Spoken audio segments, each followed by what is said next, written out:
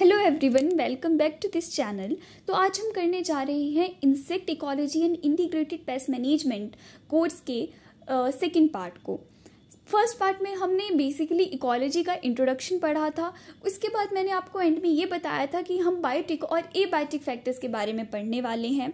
तो चलिए शुरू करते हैं। सबसे पहले आज हमारा फोकस रहेगा एबायोटिक फैक्टर्स पे, but let me give you intro about biotic and abiotic factor कि वो क्या क्या होते हैं। तो इसके पहले सबसे पहले किस चीज़ के कंपोनेंट्स है बायोटिक और एबायोटिक फैक्टर अगर मैं बात करूं तो they are basically components of environment. तो हमें ये पता होना चाहिए कि इन्वायरमेंट होती क्या है। Environment is a complex of living and non living factor which surround an organism. मान लीजिए हम इंसेक्ट का एग्जाम्पल नहीं, मैं आपको आपके एग्जाम्पल से समझाऊंगी तो शायद आपको ज़्यादा अच्छे समझ आएगा। आप एक जगह रह रहे हैं, मैंने लास्ट वीडियो में भी इसका डिस्कस किया था कि मान लो आप हॉस्टल में रह रहे हैं। हॉस्टल के रूम में जो आपके आसपास का माहौल है, जैसे आसपास जो आपके लोग रह रहे हैं, they will be living factors and non living factors क्या आ जाएंगे। वहाँ का टेम्परेचर कैसा है, वहाँ दिन है या रात है, या इस तरह के फैक्टर्स, वहाँ रेनफॉल है नहीं हो रही है, लाइट है आपके हॉस्टल में या नहीं है, तो ये सारे आ जाएंगे एबायोटिक फैक्टर्स में। सो अब आपको थोड़ा आइडिया हो गया होगा कि बायोटिक और एबायोटिक फैक्टर क्या होते हैं। तो इंसेक्ट के रिस्पेक्ट में भी आप इस तरह से सोच सकते हैं क्या हो सकते हैं। तो चलिए देखते हैं कौन कौन से हैं हमारे जो कंपोनेंट्स हैं इन्वायरमेंट के। उनको दो टाइप में क्लासिफाई किया गया है, एबायोटिक और biotic factor. Abiotic factor basically physical non living होते हैं और ये डेंसिटी इंडिपेंडेंट फैक्टर्स होते हैं, right. Then biotic factor living factors होते हैं, डेंसिटी डिपेंडेंट फैक्टर होते हैं। अब इनको लिस्ट हम पढ़ लेते हैं और आज बेसिकली हम जो कवर करने जा रहे हैं that is only abiotic factor. Biotic factor में बेसिकली फूड आ जाता है, किस तरह का फूड मिल रहा है हमारे इंसेक्ट को, कंपटीशन किस तरह का है, इंटर स्पेसिफिक है इंट्रा स्पेसिफिक है, उसके नेचुरल एनिमीज क्या है, प्रीडेटर हैं, पैरासाइट हैं, पैथोजन है। इसमें एक और कैटेगरी पैरासिटोइड भी आती है।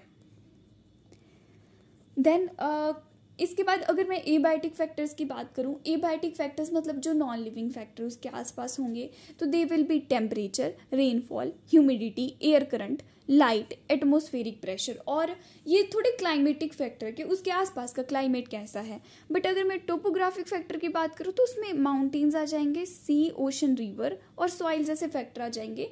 इनके बारे में उतना ज़्यादा डिस्कस नहीं किया गया है because they are not that much important. They are important but उस हद तक इम्पॉर्टेंट नहीं है। तो इसमें जो मेन फैक्टर्स है उनके बारे में डिस्कस किया जाएगा। तो सबसे पहला और जो मेन फैक्टर हमारे पास है that is temperature. Temperature basically क्या होता है, और टेम्परेचर की अगर मैं बेसिक डेफिनेशन आपको बोलूँ तो that is degree of hotness and coldness. अब टेम्परेचर जो है वो कैसे इंसेक्ट को जो है इफेक्ट कर सकता है। अब देखिए बेसिकली जो हमारे पास इंसेक्ट होते हैं on the basis of maintenance of their body temperature, वो अपनी बॉडी के टेम्परेचर को मेंटेन कर पा रहे हैं या नहीं कर पा रहे हैं, उसके बेसिस पे उनको दो में क्लासीफाई किया गया है। One is warm blooded animals, दूसरे हैं पोइकिलोथर्मल। वार्म ब्लडेड एनिमल्स ऐसे नहीं हैं जिनका बॉडी का खून गर्म रहता है, बट दे आर ऑर्गेनिज्म जो कि अपनी बॉडी के टेम्परेचर को रेगुलेट कर पाते हैं। मतलब ये कांस्टेंट पे अपने टेम्परेचर को रखेंगे। इन्हें हम होम्योथर्म्स भी बोलते हैं, जैसे कि मैमल्स में आप खुद का एग्जांपल ले लीजिए। जैसे कि जितने भी हम होते हैं, हमारी बॉडी का टेम्परेचर जो है दैट इज़ 98.4 डिग्री फ़ारेनहाइट और 37 डिग्री सेल्सियस, ठीक है। तो मतलब ये चेंज नहीं होता है, ऐसा नहीं सर्दियों में कम हो जाएगा गर्मियों में ज़्यादा हो जाएगा, ये मेंटेन रहता है। बट पोइकिलोथर्मल ऐसे ऑर्गेनिज्म होते हैं जो कैपेबल नहीं होते हैं कि वो अपनी बॉडी के टेम्परेचर को कांस्टेंट पे मेंटेन कर पाए, जैसे कि हनी बीज हो गए या और भी ऑर्गेनिज्म है। तो इसके लिए कुछ इनके पास मैकेनिज्म होते हैं, जैसे कि टेम्परेचर चेंज होता है तो इंसेक्ट जो है अलग अलग स्टेजेस में चले जाते हैं। जैसे कि हाइबरनेशन हमारे पास हो गया और एस्टिवेशन। हाइबरनेशन की जो बेसिकली प्रोसेस होती है वो होती है सर्दियों के टाइम पे, जैसे कि लो टेम्परेचर हो जाएगा तो इसमें होता क्या है हाइबरनेशन में। फॉर एग्जांपल आपने लिजर्ड्स देखी होंगी, तो वो सर्दियों में आपको नहीं देखने को मिलती है बिकॉज वो हाइबरनेशन में चली जाती हैं। हाइबरनेशन होता क्या है, a period of suspended activity in individual occurring during seasonal low temperature. अगर लो टेम्परेचर तो उस टाइम उनके अंदर कोई एक्टिविटी नहीं होगी। और एस्टिवेशन एक पीरियड होता है सस्पेंडेड ग्रोथ का, जिसमें जो कि हाई टेम्परेचर के टाइम पे होता है वो। और सब इसमें सेम है कि सस्पेंडेड एक्टिविटी होगी इंडिविजुअल, मतलब उनके अंदर कोई भी एक्टिविटीज़ नहीं हो रही होंगी, बट द डिफरेंस इज ये लो टेम्परेचर में होगा, ये हाई टेम्परेचर में होगा। ठीक है, तो ये था कि मतलब जो हमारे इंसेक्ट्स हैं वो अपने अंदर कुछ मैकेनिज्म है उनके अंदर कि वो टेम्परेचर को किस तरह से मतलब टेम्परेचर से कैसे अडेप्ट कर रहे हैं खुद को। तो ये दो मेन उसमें मैकेनिज्म्स आते हैं। तो ये हमने पढ़ा कि जो इंसेक्ट है वो अपने मतलब किस तरह के मैकेनिज्म उनके अंदर है टेम्परेचर से रिलेटेड। अब थर्मल कांस्टेंट एक इंपॉर्टेंट टर्म आ जाती है जिसका मतलब होता है the total heat energy required to complete a certain stage of development in the life cycle of or in the completion process of a species is constant is termed as thermal constant। इसका मतलब ये है, मान लीजिए जो insect होता है आपको पता ही होगा उसकी लाइफ में काफ़ी सारी स्टेजेस होती हैं, 3 से 4 स्टेजेस होती हैं। तो एक स्टेज को कंप्लीट करने में वो कितना टेम्परेचर उसे चाहिए, तो उस चीज़ को हम बोलते हैं thermal constant. So this is basically about temperature. अब इसमें जो मेन चीज़ आती है दैट इज़ कि जो हमारा टेम्परेचर है वो रेगुलेट क्या क्या चीज़ करता है, मतलब किस किस चीज़ के ऊपर वो अपना इफेक्ट डालेगा। सबसे पहला आ जाता है डेवलपमेंट। जो इंसेक्ट की डेवलपमेंट है कहीं ना कहीं उसके ऊपर इंसेक्ट अपना प्रभाव डालेगा। फैकेंडिटी हम पढ़ेंगे क्या होता है, feeding, movement and dispersal and distribution of insect. तो सबसे पहले हम पढ़ते हैं डेवलपमेंट। डेवलपमेंट क्या होता है, ग्रो मोर। जो हमारे इंसेक्ट हैं वो ज़्यादा रैपिडली ग्रो करते हैं वार्म वेदर में। आपने नोटिस किया होगा कि जैसे ही सर्दियाँ आती हैं तो हमारे पास बहुत से ऐसे इंसेक्ट हैं जो कि गायब हो जाते हैं। वो बरसात के मौसम में और गर्मियों के मौसम में सबसे ज़्यादा दिखते हैं। और अगर मैं बात करूँ तो बरसात में सबसे ज़्यादा दिखते हैं क्योंकि वो उनके लिए सबसे ज़्यादा ऑप्टिमम वो होता है। तो इनके लिए ऑप्टिमम टेम्परेचर जो होता है इनकी ग्रोथ के लिए दैट इज़ 10 से 35 डिग्री सेल्सियस। और इसको जोन ऑफ ऑप्टिमम और नॉर्मल डेवलपमेंट भी बोला जाता है। ठीक है, और आप अगर 35 से ज़्यादा टेम्परेचर होगा they will go in aestivation, अगर 10 से कम होगा तो उनमें हाइबरनेशन जैसी प्रोसेसेस हो जाती हैं। तो अब आगे देखते हैं और क्या क्या चीज़ों को वो इफेक्ट करते हैं। अभी जो दूसरा एबायोटिक फैक्टर हमारे पास आता है दैट इज़ फैकेंडिटी। फैकेंडिटी का मतलब है कि एक फीमेल इंसेक्ट जो है वो अपनी पूरी लाइफ टाइम में कितने एग ले कर पा रही है, उस चीज़ को उसकी उस कैपेबिलिटी को हम बोलेंगे उसकी फैकेंडिटी। तो it is the capability of female insect to lay eggs in its lifetime. Okay, तो maximum at moderately high temperature, ये भी कहीं ना कहीं हाई टेम्परेचर पे ज़्यादा होती है। सबसे पहले डेवलपमेंट भी हाई टेम्परेचर पे थी जो कि 10 से 35 डिग्री सेल्सियस था, मतलब उस पे ज़्यादा थी। और अब इसमें एग्जाम्पल दिया हुआ है हमारे पास कि जो हमारे एफिड्स होते हैं वो पार्थिनोकार्पिक रहते हैं एट अंडर हायर टेम्परेचर और opposite condition will give rise to oviparous form. अगर मतलब बहुत ज़्यादा हाई टेम्परेचर होगा तो वो पार्थिनोकार्पिक रहेंगे, और अगर ऑपोजिट कंडीशन मतलब कम टेम्परेचर होगा तो उनमें ओविपेरस फॉर्म आ जाती हैं, मतलब वो एग ले करना शुरू कर देते हैं। तो मतलब किस तरह से टेम्परेचर उनकी जो है इस हैबिट को इफ़ेक्ट कर रहा है सब देख सकते हैं। इसके बाद आता है डिस्ट्रीब्यूशन। डिस्ट्रीब्यूशन का मतलब है कि कोई भी एक पर्टिकुलर इंसेक्ट है वो किस हद तक डिस्ट्रीब्यूटेड है, वो कहाँ कहाँ पाया जाता है। तो इसमें आता है कि ट्रॉपिकल और सब ट्रॉपिकल कंडीशन जो होती हैं वो सबसे ज़्यादा आइडियल होती हैं इंसेक्ट के लिए। अब ट्रॉपिकल और सब ट्रॉपिकल कंडीशन क्या होती हैं, इसका मतलब ये है कि जहाँ पे सबसे ज़्यादा गर्मी और ह्यूमिडिटी रहती है। टेम्परेट कंडीशन वो होती है जहाँ बहुत ज़्यादा ठंड रहती है। तो ट्रॉपिकल स्टेट्स हमारे कौन कौन से आ सकते हैं आप देख सकते हैं, जो कि हमारा मिड इंडिया है उसमें ट्रॉपिकल स्टेट ही आता है जहाँ सबसे ज़्यादा रेनफॉल और ह्यूमिड कंडीशन रहती है, उसे हम ये सब ट्रॉपिकल और ट्रॉपिकल कहते हैं। तो ऐसे जो इन्वायरमेंट है वो इंसेक्ट के लिए बहुत ज़्यादा फेवरेबल होते हैं। जैसे आप मॉस्किटो देख सकते हैं वो 70 से 80 फ़ारेनहाइट पे सबसे ज़्यादा होते हैं, बट रेयर होते हैं 112 से 113 फ़ारेनहाइट पे, मतलब बहुत ज़्यादा हाई टेम्परेचर तो वो नहीं है, बट एक ऑप्टिमम रेंज है जहाँ पे वो प्रेजेंट है।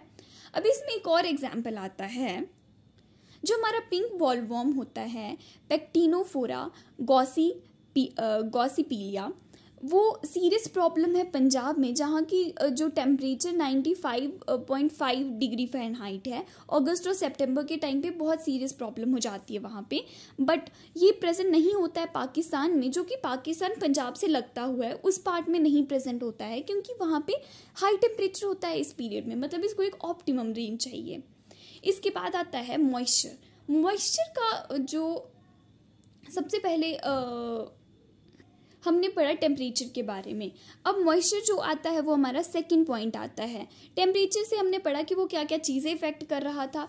इसके बाद आता है कि मॉइस्चर कैसे इंसेक्ट को इफेक्ट कर सकता है। तो इंसेक्ट की बॉडी 80 to 90% वाटर से बनी हुई है। अब जो एक्वेटिक लार्वे होते हैं वो 98% वाटर से बने होते हैं।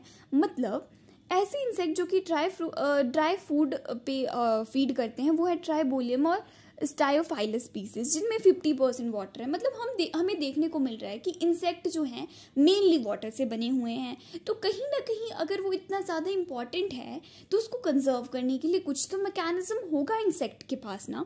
तो हम देखते हैं कि ऐसे कौन कौन से मैकेनिज्म हैं जो इंसेक्ट के पास है हमारे मॉइस्चर को कंजर्व करने के लिए।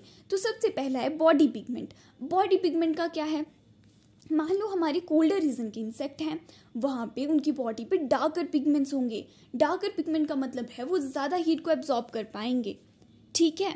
इसके बाद अगर डेजर्ट एरिया पे है तो उन पे लाइटर बॉडी पिगमेंट्स होंगे ताकि वो कम हीट एब्जॉर्ब कर पाएँ। इसके बाद आता है इंटेग्यूमेंट का क्या रोल होगा। इंटेग्यूमेंट कहीं ना कहीं ओवरलैपिंग होंगे, मतलब एक से दूसरे के ऊपर होंगे ताकि उनसे मॉइस्चर लॉस कम से कम हो पाए। इसके बाद आती है विंगलेसनेस। जैसे ग्रासहॉपर और क्रिकेट हैं वो कहीं ना कहीं डेजर्ट एरिया के इंसेक्ट हैं, तो इनमें विंग्स नहीं पाई जाती। विंग्स क्यों नहीं पाई जाती, इससे इनका सरफेस एरिया कम हो जाता है। अगर सरफेस एरिया कम हो जाता है तो मतलब लेस लॉस ऑफ वाटर होगा, तो कहीं ना ये कंजर्व कर रहे हैं मॉइस्चर को इस अपने मैकेनिज्म से। इसके बाद आता है फिल्टर चैम्बर मतलब इसे एक्सेस वाटर जो है उसको रिमूव होने से बचाया जा सकता है। जैसे आपने देखा होगा कि इंसेक्ट के अंदर जो एक्सक्रीटरी सिस्टम है वो काफ़ी वेल डेवलप्ड होता है, उसमें वाटर को कंजर्व करने का काफ़ी तरह से मैकेनिज्म्स होते हैं। अब अगर एक्सेस मॉइस्चर होगा तो वो कहीं ना कहीं नॉर्मल डेवलपमेंट और एक्टिविटी को अफेक्ट करता है इंसेक्ट की, और अगर स्कैरसिटी होगी तो भी डिहाइड्रेशन होगी। तो मतलब कहीं ना कहीं इंसेक्ट मतलब मॉइस्चर की एक ऑप्टिमम रेंज होना बहुत ज़रूरी है। इसके बाद आता है ये हमने पढ़ा कि इंटेग्यूमेंट कैसे प्रेजेंट होते हैं।